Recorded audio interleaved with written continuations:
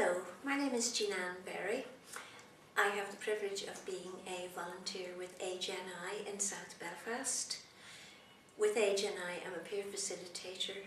I sit upon the consultative forum, and our project manager, Maura McLean, has had me and my fellow peer facilitators doing all sorts of different things, mostly consulting and gathering research that will be useful for all aspects around the health and care of older people and older people's lives in the future.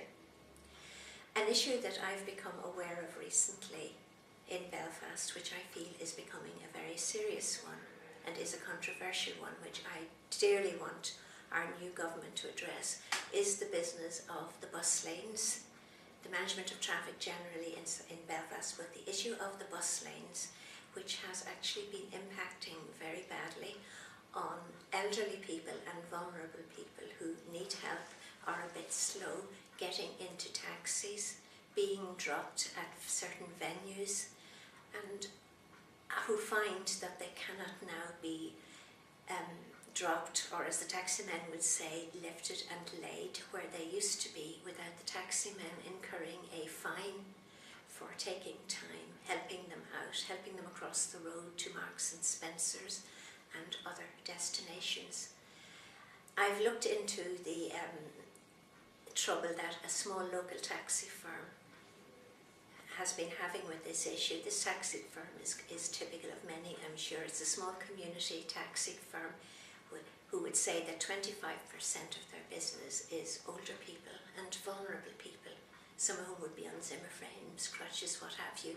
who have to be picked up once or twice a week and taken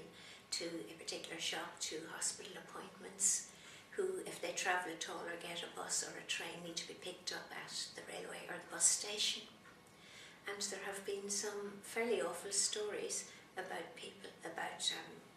trying to help them, about taxi drivers unwittingly picking them up very quickly